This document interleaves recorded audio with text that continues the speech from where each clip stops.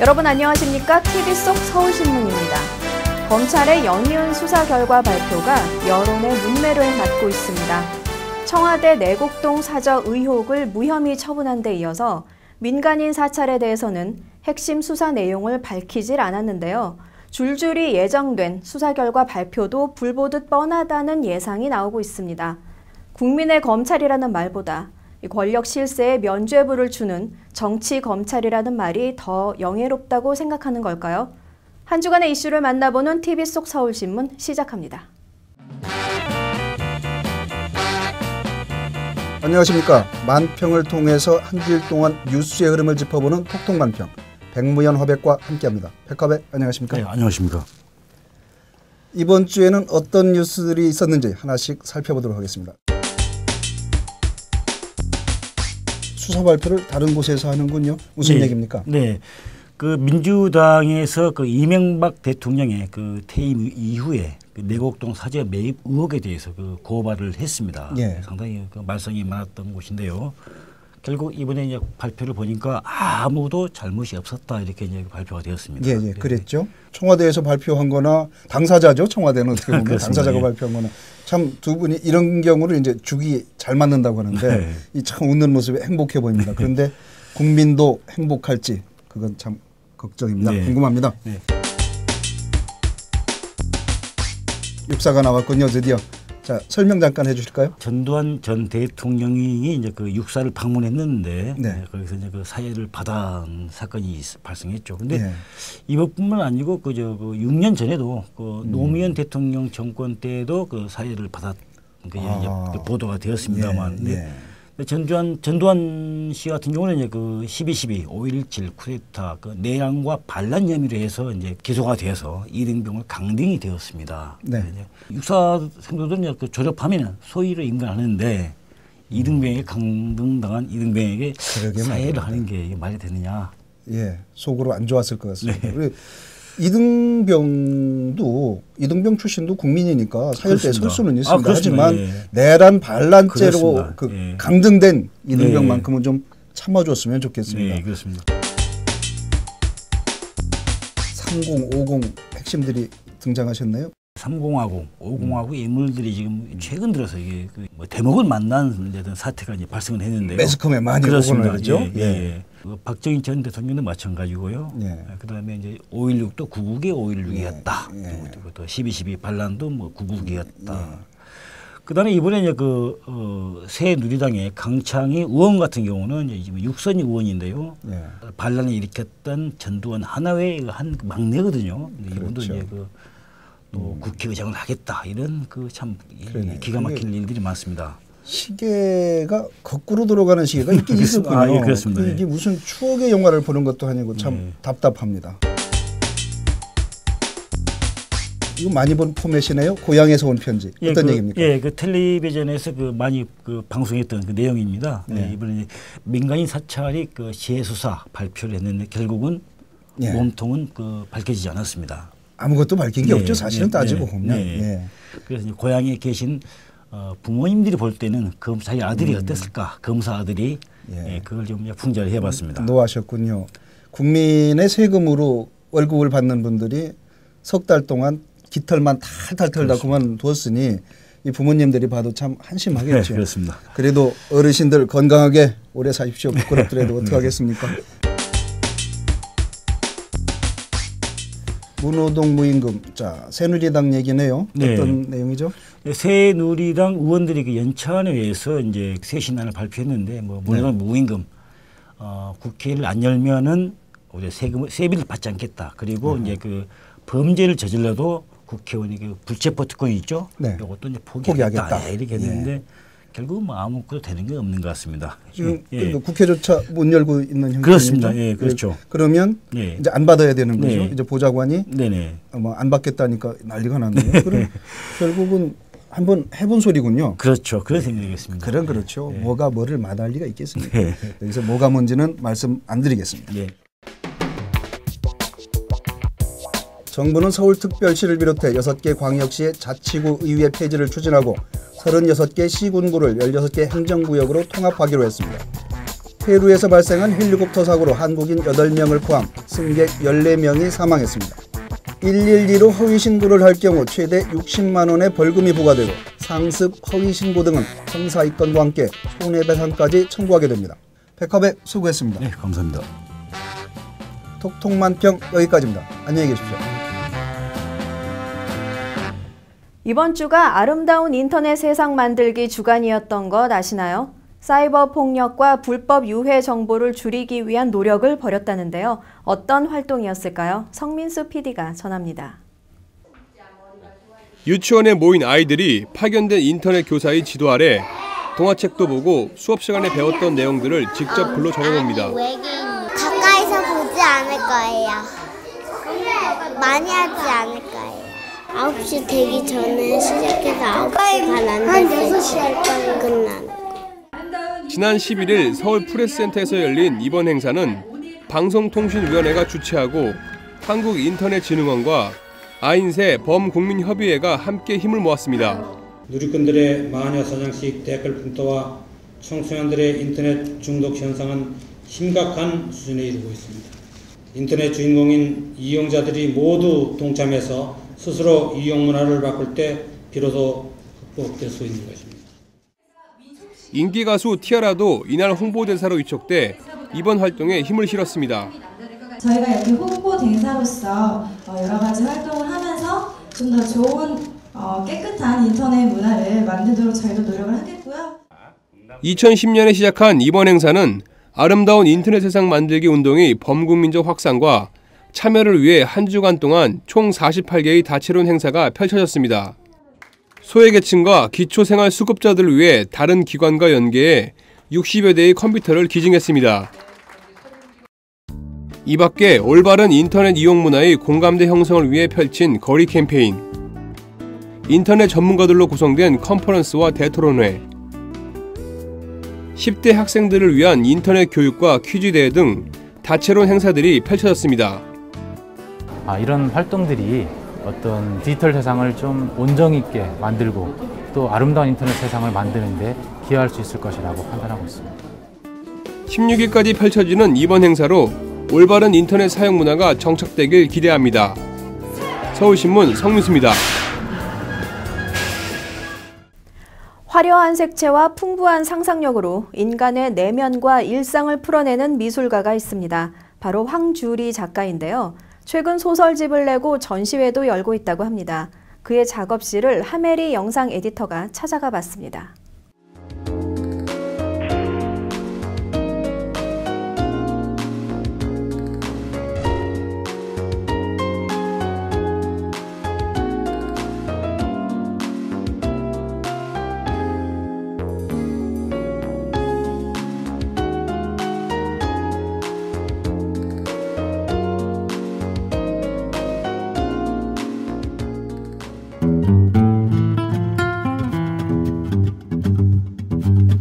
황주리의 작품이 첫눈에 깊은 인상을 남기는 것은 캔버스를 가득 채운 강렬한 색채 때문일 것입니다.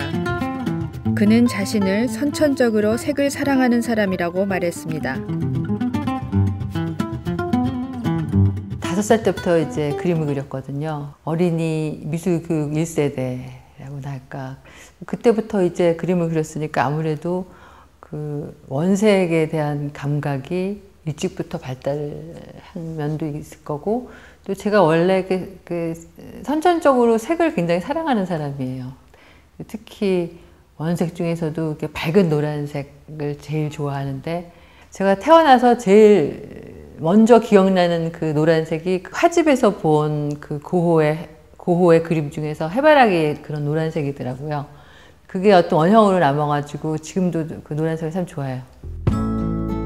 작은 그림들이 중첩된 독특한 화면 구성을 하고 있는 그의 작품 속에는 많은 인간 군상과 사물들이 등장합니다.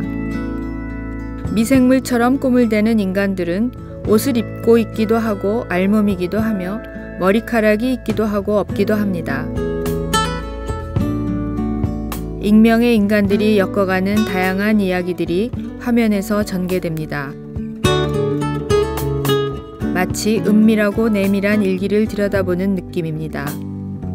제 그림 속의 형상들은 이제 대부분 사람들인데 다른 무엇보다도 인간에 관한 관심이 제일 많은 것 같고 또 인간을 중심으로 그런 이야기들을 풀어내는 게 또 그런 감각을 타고난 부분이 있고 또 책을 굉장히 많이 읽은 것 같아요. 제가 그 성장 과정에서 책을 많이 읽고 또 영화를 무지무지하게 많이 봤어요. 근데 그 책과 영화 속에 나온 거는 결국 사람들이잖아요. 사람들의 어떤 삶과 그런 진짜 다시 돌아올 수 없는 그런 순간순간들 그런 것들을 이제 그림으로 표현해내는 캔버스는 이 세상의 상상 가능한 모든 이미지들의 변형으로 가득 차 있습니다.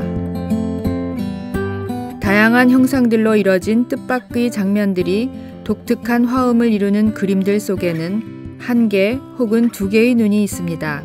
가끔 입도 나타나 화면에 눈부신 생명력을 부여합니다. 그의 상상력은 캔버스뿐 아니라 의자, 돌, 안경, 목기 등 다양한 오브제 위에도 펼쳐집니다.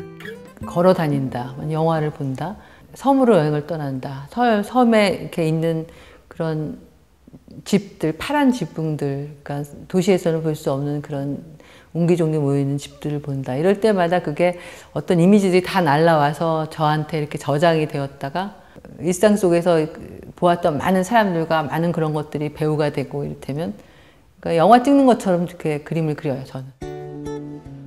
황주리는 색채 작업 외에도 90년대부터 흑백 그림들과 설치 작업으로 문명 비판적 시각을 보여주고 있습니다. 그의 작품에서는 과거와 현재의 변화를 구분하기 힘듭니다. 오래전에 써놓은 글을 다시 꺼내 새로운 감성으로 고치는 것처럼 지나간 그림의 소재나 형식을 되새김질하기 때문입니다.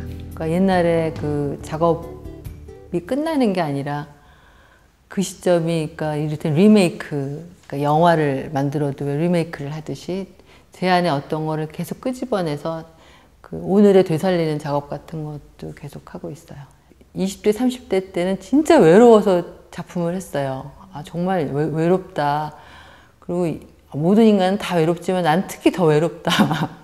그래서 그 작품을 함으로 해서 많이 그런 외로움이 잊혀지기도 했고 굉장히 치유의 역할을 했던 게 사실인데 이제 와서는 돌이켜보니까 안 외로워요, 제가.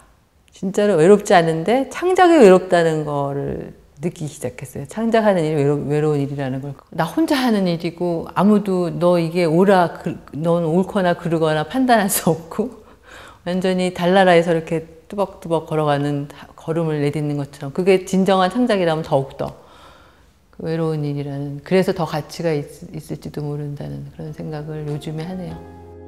김환기 선생의 그 전시를 보다 보면 그 마지막 점을 찍다가만 그런 그림이 있어요. 그러니까는 그 죽기 얼마 전까지 이렇게 미완성으로 남는, 결국 죽을 때까지 열심히 그림 그리고 이렇게 그림을 그리면서 행복감을 느끼는 작가, 그게 제일 작가한테는 행복한 일이겠죠. 20년 뒤의 자화상을 상상하기 어렵다고 말할 정도로 현재와 이 순간에 몰입하며 살아가는 작가 황주리. 너그러운 시선으로 세상을 바라보는 그가 풀어낼 다음 이야기가 궁금해집니다. 서울신문 하멜입니다.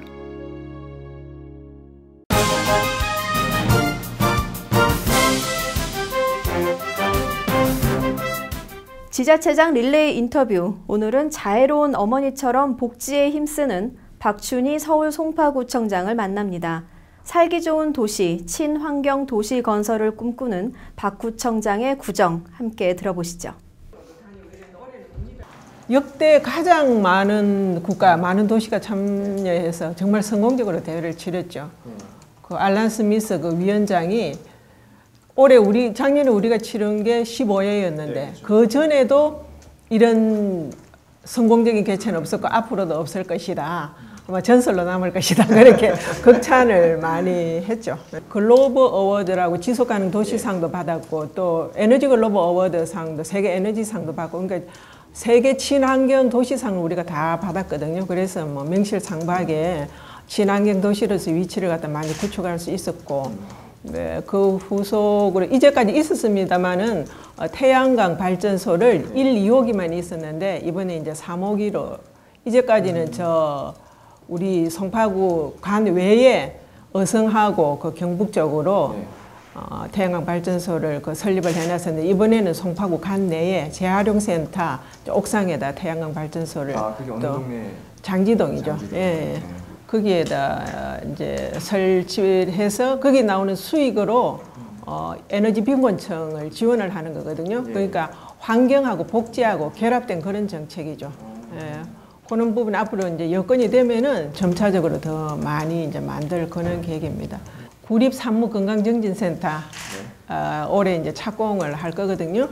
장지동에 한 지상 5층, 지하 2층 해가지고 87억 원 정도 들여서 그걸 갖다 건립을 할 건데 단순히 이제 산후조리원 기능을 넘어서서 산모하고 신생아를 갖다 건강을 일생 책임진다 할까 토탈 케어를 하는 그런 이제 프로그램이고 지금 산후조리원이 굉장히 가격이 비쌉니다. 예, 그런 부분도 좀 이제 고려를 해서 약간 저렴하게 우리 구민들이 좀 적극적으로 이용할 수 있도록 합니다. 롯데 월드타워라든지 그리고 뉴타운, 그에 맞춘 뉴타운 그리고 뭐 가락시형 아파트 재건축이라든지 그리고 문정법조단지 개발 그러니까 도시의 한 3분의 1 정도가 지금 개발이 진행되고 있거나 진행 예정에 있거든요. 그러니까 막 공간 혁명을 할 정도로 다양한 변화가 앞으로 기대가 됩니다. 근데 그곳을 물론 우리 이제 구청에서 다 주도적으로 하는 것은 아니지만은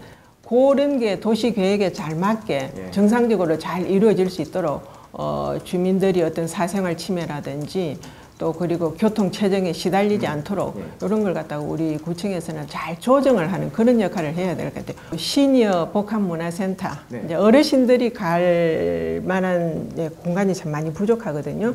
그래서 그곳을 처음에는 이제 부지를 어찌 구입을 해서 건립을 하려고 했는데 여러 가지 예산상 문제도 있고 부지 선정이 좀 마땅치 않아서 지금 여성문화회관 송파 1동에 있거든요. 송파 1동. 예.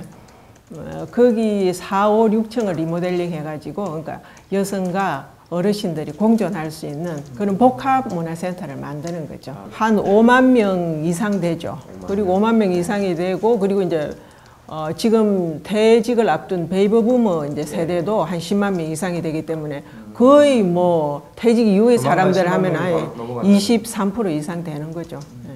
그분들이 이제 또 여가를 즐길 수 있는 이런 이제 공간. 지역 주민들이 같이 협조를 해서 그 공적 부조 개념을 갖다 좀 확대를 해가지고 민간이 같은 이제 주변에 있는 분들을 도울 수 있는 우리 동네 행복 울타리라는 그런 이제 사업을 갖다 지금 구상을 하고 있거든요.